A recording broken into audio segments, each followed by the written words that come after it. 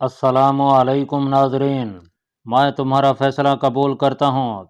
इमाम ने कहा, तुम अब त्रिपोली से निकल जाओ, मैं इंतज़ाम कर देता हूँ। नहीं, विक्टर ने कहा, सुबह चंगेज़ और औरत की लाश सब देख लेंगे। मुझे यकीन है कि हरमन को मालूम हो चुका है कि चंगेज़ जासूस था। उसी ने इस औरत को इसके पीछे डाला था।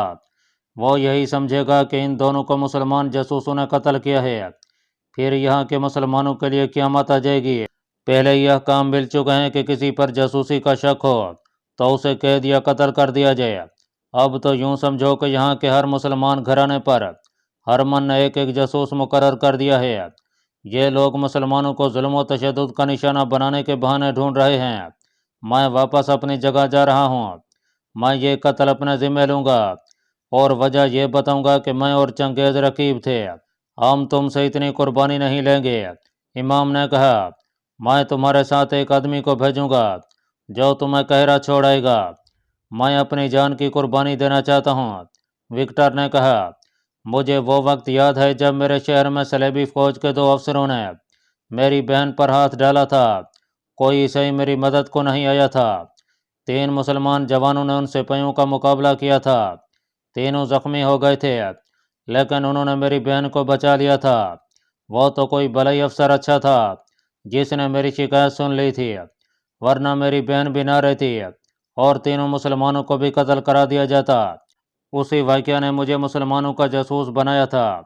मैं आपकी कौम को इस एहसान का सिला देना चाहता हूँ। मैं अपनी जान जलाद के हवाले करके त्रिपोली के मुसलमानों की जान और इज़्ज़त बचाऊंगा। उसने इमाम को बताया, सलेबियों ने फौजें जमा करनी शुरू कर दी हैं और उनका रुख हलब की तरफ होगा। वो सबसे पहले शाम को तय तय करने का इरादा रखते हैं। अभी ये पता नहीं चला कि वो कब कूच करेंगे। ये भी मालूम नहीं हुआ कि उनकी सारी फौज एक ही इलाके पर हमला करेगी या आगे जाकर तकसीम हो जाएगी और एक ही वक्त कई मकामात पर हमले करेगी। सुल्तान अयूबी तक यह इतला बहुत जल्दी पहुंच जानी चाहिए ताकि वो मिस्र में ना बैठा रहे। विक्टर को जो कुछ मालूम हो सका था वह उसने इमाम को बता दिया। वह उठा और इमाम के रोकने पर भी ना रुका। कहने लगा कि आप बिल्कुल मुतमईन रहें, आपको कोई नहीं पकड़ सकेगा। और वह बाहर निकल गया। वो शहर से भी निकल गया। उसके जख्मों से खून बंद हो चुका था। इमाम ने दोनों जख्मों पर पट्टियां बांध दी थीं। उसने इस ख्याल से दोनों पट्टियां उतार कर फेंक दी कि जिनके पास वो जा रहा था वो ये ना पूछ बैठे कि मरहम पट्टी किससे करी है। जख्मों से फिर खून रसने लगा। वो उस जगह गया जहां चंगेज़ और औरत की लाश पड़ी थी। रात के पिछले पहर का चांद ऊपर उठाया था। विक्टर को शराब की सुराही और 2 प्याले पड़े नजर आए। उसने चंगेज़ को देखा और उसके पास बैठ गया। चंगेज़ का जिस्म बर्फ की तरह सर्द हो चुका था। विक्टर ने उसका हाथ अपने हाथ में लेकर कहा, तुम अच्छी तरह जानते थे कि औरत मर्द की कितनी बड़ी कमजोरी है और शराब ने बादशाहों के तख्ते उलट दिए हैं। तुमने इस कमजोरी को अपने अंदर डाल लिया। मैं भी आ रहा हूँ मेरे दोस्त। जलाद मुझे जल्द ही तुम्हारे पास पहुँचा देगा। हम एक ही मंजिल के मुसाफिर हैं। मैं आ रहा हूँ दोस्त, मैं आ रहा हूँ। वह उठा और बहुत तेज कदम उठाता उस इमारत की तरफ चल पड़ा जिसमें अफसर रहते थे। उसके जख्मों से खून बह रहा था। उसने नियाम से खंजर निकाला। उस पर खून जम गया था। उसने उसे अपने खून से तर किया और खंजर हाथ में रखा। खून ज्यादा निकल जाने से वो कमजोरी महसूस करने लगा था। उसने एक दरवाजे पर दस्तक दी। उसे मालूम था कि जिसके पास उसे जाना है उसकी रिहाई यही है। कुछ देर बाद एक मुलाजिम ने दरवाज़ा खोला। विक्टर ने अफसर का नाम लेकर कहा कि उसे जगाओ और बताओ कि एक कातिल आया है। मुलाजिम अंदर को दौड़ा। अंदर से गालियों की आवाज़ें सुनाई देने लगीं। अफसर गालियां बकता आया। दरवाजे पर आकर कहर भरी आवाज़ में पूछा, कौन हो तुम, किसे कत्ल करे हो? मुलाजिम का दिल उठाए दौड़ा आया। अफसर ने रोशनी में विक्टर को देखकर पूछा कि तुम, किसी से लड़ाई हो गई थी? मैं 2 इंसानों के कत्ल का इकबाल करने आया हूँ। विक्टर ने कहा, मुझे गिरफ्तार कर लें। अंदर लो इसे। इसने क्या किया है? मैंने एक आदमी और एक औरत का कत्ल किया है जनाब। विक्टर बुलंद आवाज से बोला। कत्ल किया है? अफसर ने हैरत और घबराहट से पूछा। अगर मुसलमान कत्ल किया है तो जाओ अपनी मरहम पट्टी करो। तुम उसे कत्ल ना करते तो वो तुम्हें कत्ल कर देता। अगर किसी सलेबी को कत्ल किया है तो तुम्हें भी कत्ल होना चाहिए। अंदर आकर बताओ, आपने मेरे साथ एक बड़ा ही खूबरू आदमी देखा होगा। विक्टर ने अंदर जाकर कहा। उसने चंगेज का वो ऐसा ही नाम बताया जिससे वो जाना पहचाना जाता था। कहने लगा, मेरी दोस्ती एक औरत के साथ थी। मेरे उस साथी ने उस औरत को वर्गलाया और मेरे और उसके ताल्लुकात तोड़ डाले। उस औरत के साथ दोस्ती कर ली और उससे मेरी बेइज्जती कराई। मैं उस औरत की दोस्ती से दस्तबरदार नहीं होना चाहता था।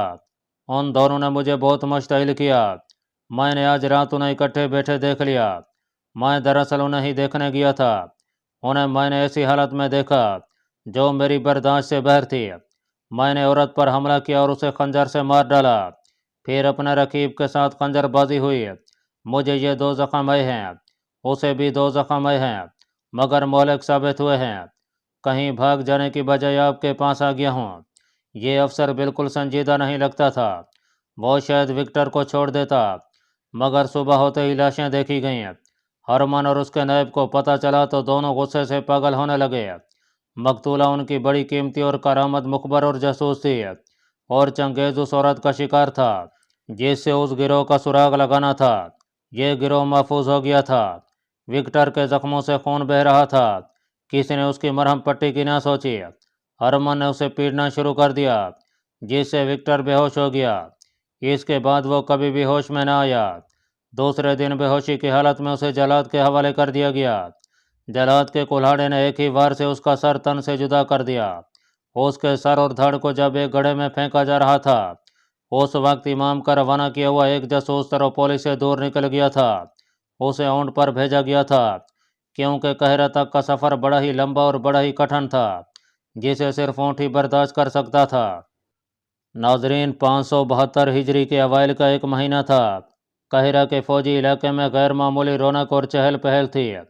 किसी मैदान में घोड़े दौड़ाए जा रहे थे और कहीं प्यादा सिपाहियों को ट्रेनिंग दी जा रही थी। चौतर सवारों की रौनक अलग थी। काहिरा से दूर पहाड़ी इलाके में मंजर ऐसा था जैसे जंग लड़ी जा रही हो।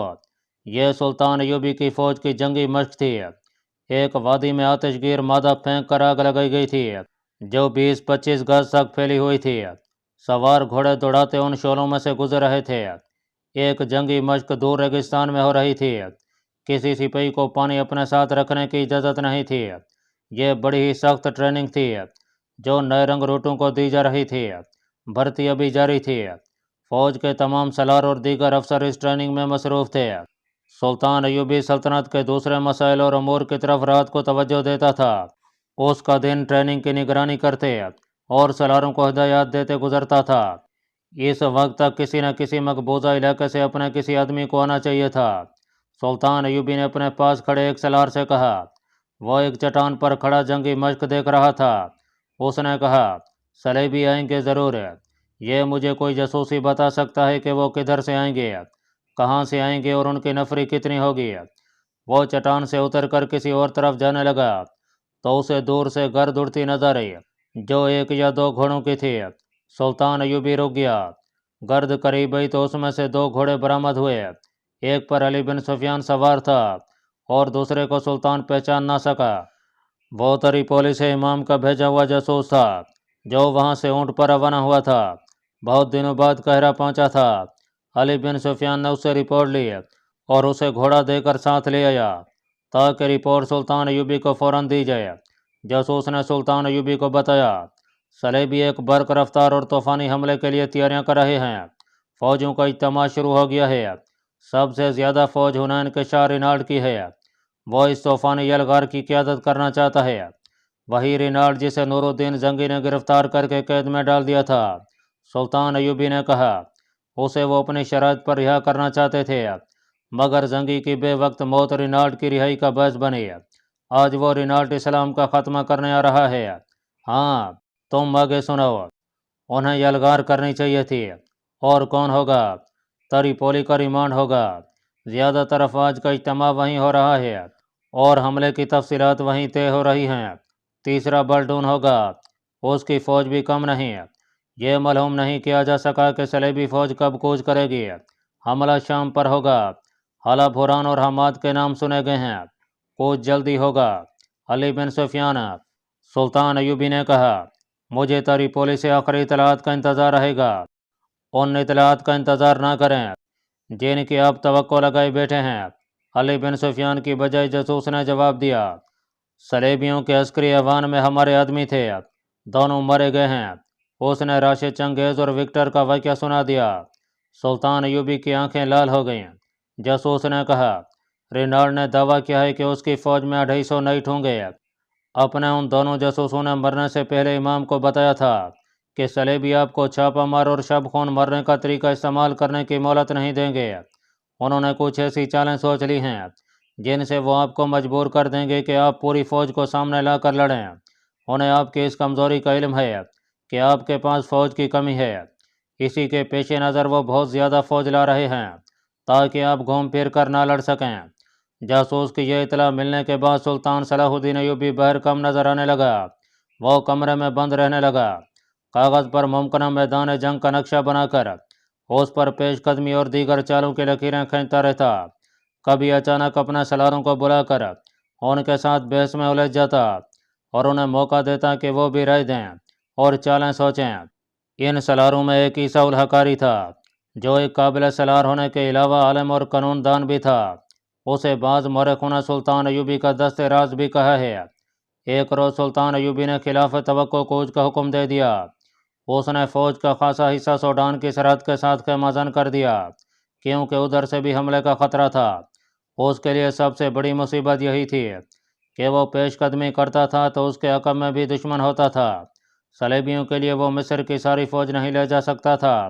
اس نے کوچ کیا تو مورخوں کے اعداد و شمار کے مطابق اس کے پاس جو فوج تھی وہ 1000 پیادہ تھی۔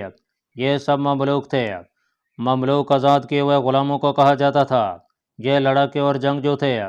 ان کے علاوہ 8000 گھڑ سوار تھے جن میں مصری بھی تھے اور وہ سوڈانی بھی جنہیں 1169 عیسوی میں سلطان ایوبی نے بغاوت کے جرم میں فوج سے نکال کر انہیں زرخیز زمینوں پر آباد کر دیا تھا۔ اب وہ مصر کے وفادار تھے، ان پر اعتماد کیا جا سکتا تھا۔ مگر یہ 1000 مملوک اور 8000 نئے سوار نئے فوج میں بھرتی ہوئے تھے۔ انہوں نے ابھی جنگ دیکھی ہی نہیں تھی۔ ان کی ٹریننگ بمشکل مکمل ہوئی تھی۔ سلطان ایوبی اپنی فوج اپنے بھائی عادل کی زیر کمان حلب کے مضافات میں چھوڑ آیا تھا۔ اسے کسی طرح اندازہ ہو گیا تھا کہ صلیبی اتنی جلدی شام تک نہیں پہنچیں گے۔ اس نے کوچ بہت تیز کرایا اور حلب جا پہنچا۔ وہاں اسے پتہ چلا کہ صلیبیوں نے حران کے قلعے کو محاصرے میں لے رکھا ہے۔ سلطان ایوبی نے محاصرہ کرنے والی صلیبی فوج کو محاصرے میں لے لیا۔ اس کی یہ چال ایسی اچانک تھی کہ صلیبی جم کر نہ لڑ سکے۔ سلطان ایوبی نے بہت سے قیدی پکڑے اور صلیبیوں کو بہت نقصان پہنچایا۔ اس نے پیش قدمی جاری رکھی اور 2 اہم مقامات بڈیا اور رملہ پر قبضہ کر لیا۔ یہ فتوحات قدرے آسان تھیں۔ مصر سے آئے ہوئے نئے سپاہیوں کے حوصلے بڑھ گئے۔ وہ سمجھے کہ جنگ اسی طرح ہوتی ہے جس میں فتح ہماری ہی ہوتی ہے۔ اس سے نئے سپاہی غیر محتاط ہو گئے۔ صلیبیوں نے غالباً دانستہ پسپا ہو کر سلطان ایوبی کو دھوکہ دیا تھا۔ انہوں نے تھوڑی سی فوج کی نمائش کی تھی۔ یہ فرنگی تھے۔ رینالٹ اور بالڈون کی فوجیں ابھی سامنے نہیں آئی تھیں۔ وہ اسی علاقے میں موجود تھے۔ اب صلیبیوں نے ایسے سخت اقدامات کیے تھے کہ سلطان ایوبی کے جاسوس دشمن کے علاقے سے نکل ہی نہ سکے۔ تریپولی کے جاسوس کے بعد ادھر سے کوئی آ ہی نہ سکا۔ رملہ کے قریب ایک ندی تھی جس کا پانی تو گہرا نہیں تھا، ندی گہرائی میں تھی اور چوڑی بھی۔ عیسیٰ الحقاری نے رملہ کو فتح کر کے اپنے دستوں کو رملہ کے ارد گرد پھیلا دیا۔ اچانک ندی کے کنارے کی اوٹ میں صلیبیوں کی فوج یوں نکلی جیسے سیلاب کناروں سے باہر آ گیا ہو۔ یہ فوج جانے کب سے وہاں چھپی بیٹھی تھی۔ عیسیٰ الحقاری کے دستے بے خبری میں مارے گئے۔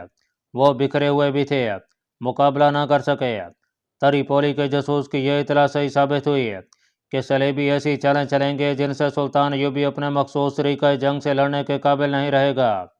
اس وقت کے ایک واقعی نگار ابن اسیر نے لکھا ہے، فرنگی اس طرح ندی سے نکلے جیسے انسانوں اور گھوڑوں کا سیلاب کناروں سے باہر آ کر آبادیوں کو اپنے ساتھ بہائے لے جا رہا ہو۔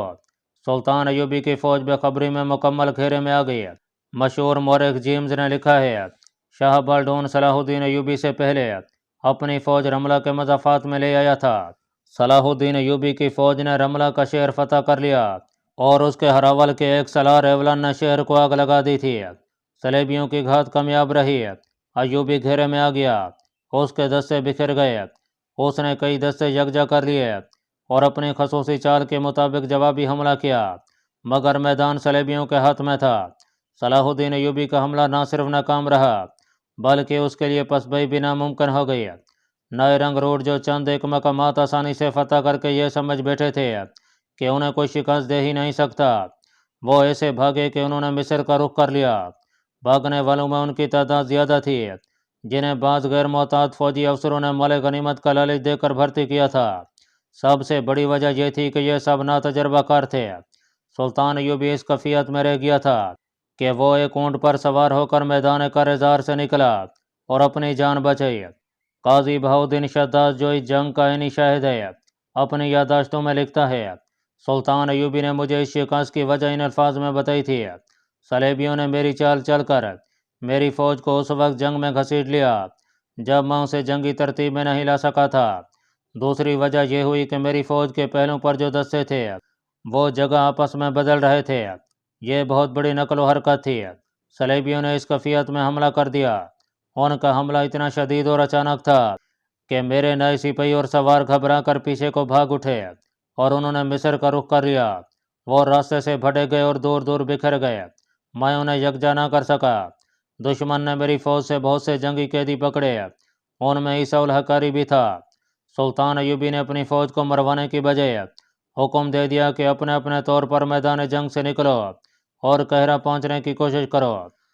سلطان ایوبی نے صلیبیوں کو 60,000 دینار زر فدیہ ادا کر کے عیسیٰ الحقاری کو رہا کرا لیا۔